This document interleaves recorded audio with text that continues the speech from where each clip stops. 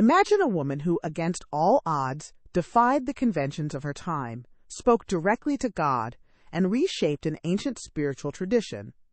A woman who experienced vision so profound they sometimes lifted her off the ground, yet whose wisdom was intensely practical and grounded in everyday life.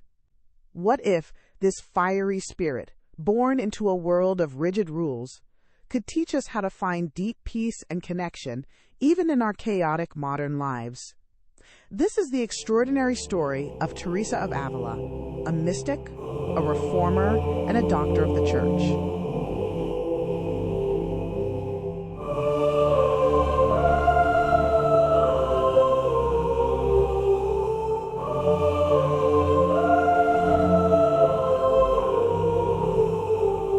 Our story unfolds in 16th century Spain, a land of intense religious fervor, where the Catholic Church held immense power. It was the height of the Spanish Inquisition, a time of both deep faith and profound suspicion.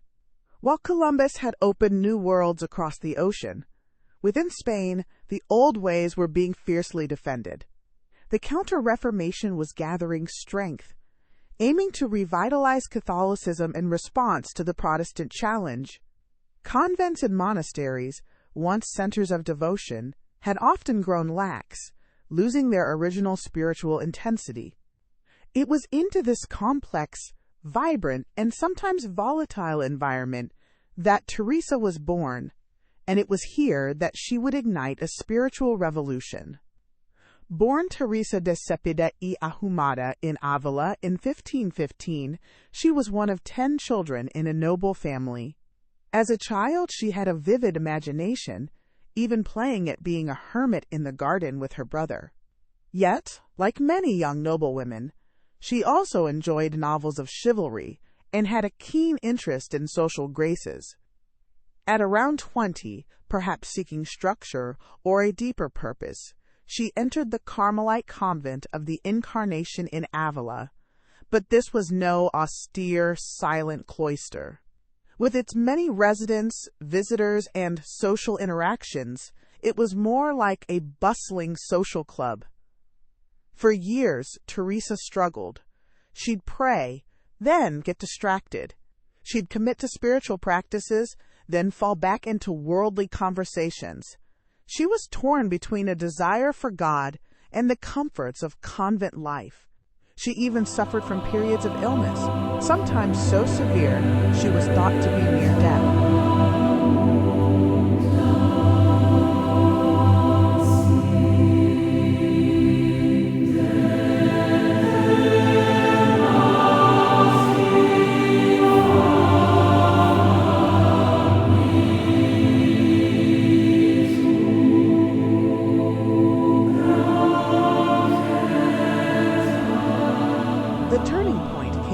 Age 39. One day, she encountered a statue of the wounded Christ. Looking at it, she was deeply moved by the sight of his suffering and her own spiritual lukewarmness. It was a profound moment of grace, a powerful conversion that broke her heart open. From that point on, she committed herself fully to a life of prayer and radical devotion. She began to experience mystical visions and ecstasies, which often startled and sometimes frightened her, as they were intensely real. These experiences, though at times controversial, fueled her mission to bring the Carmelite order back to its roots of fervent prayer, poverty, and solitude. Despite immense opposition, this fragile woman, who often called herself a poor little woman, embarked on a daring mission to found new, reformed convents, beginning a movement that would change the face of the Church.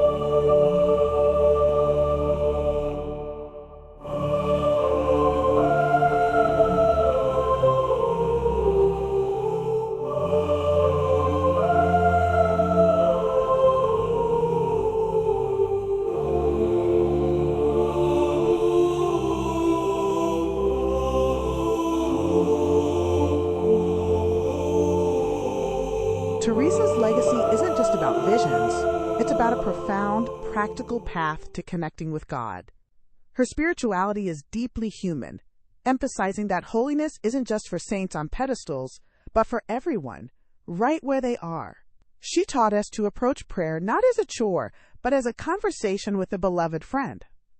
One of her most famous concepts is the interior castle. Imagine your soul as a magnificent castle with many dwelling places. To reach the deepest chamber where God resides, you must journey inward through prayer and self-knowledge. Each room represents a stage of spiritual growth, where you confront your imperfections, deepen your love, and draw closer to the divine. In our modern world, where we often seek external validation or escape through distractions, Teresa calls us to look inward. She offers a blueprint for navigating our own minds and hearts, finding a profound inner peace that no external circumstance can touch. It's a powerful antidote to stress, loneliness, and the constant search for meaning outside ourselves. Another key to her wisdom is found in her direct, unvarnished advice. She famously said, "God delivers us from gloomy saints." This isn't a dismissal of seriousness or commitment, but an embrace of joy, humor, and authenticity in the spiritual life. For Teresa, faith wasn't about being grim or overly pious. It was about living fully and finding delight in God's presence. It reminds us that our spiritual journey can, and should, be filled with genuine happiness, even amidst challenges. It's a powerful counter to the idea that being spiritual means being perpetually serious or detached from joy. Teresa also emphasized the importance of detachment from worldly things, not in a rigid, self-punishing way, but as a path to true freedom. She saw that our attachments often bind us, creating anxiety and unhappiness.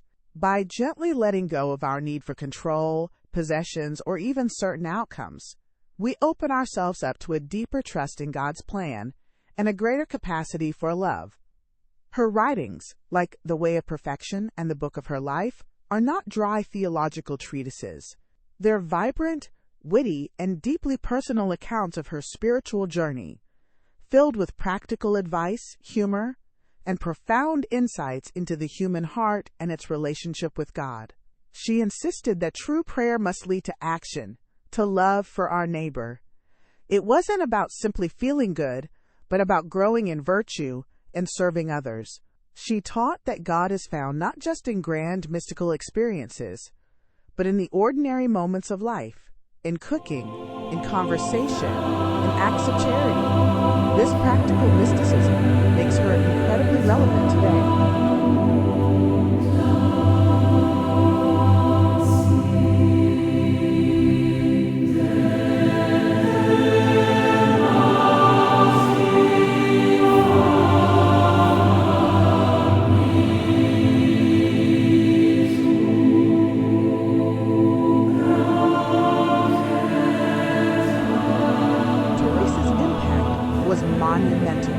Despite facing skepticism, illness, and constant challenges, she founded 17 new Carmelite convents for women, and with the help of St. John of the Cross, 15 monasteries for men.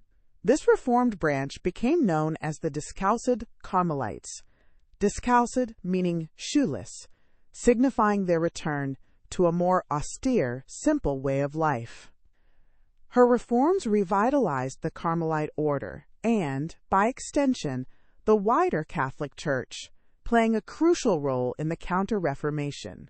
Her writings were so profound that, in 1970, Pope Paul VI declared her a Doctor of the Church, making her one of the first two women, along with St. Catherine of Siena, to receive this esteemed title, recognizing her exceptional theological contributions. She is revered as the patron saint of headache sufferers, due to her own struggles, but more broadly, she's a patron of Spain and of those seeking a deeper spiritual life. Her influence continues to this day through the thousands of Discalced Carmelite monks and nuns worldwide, as well as countless lay people inspired by her path of inner prayer and service.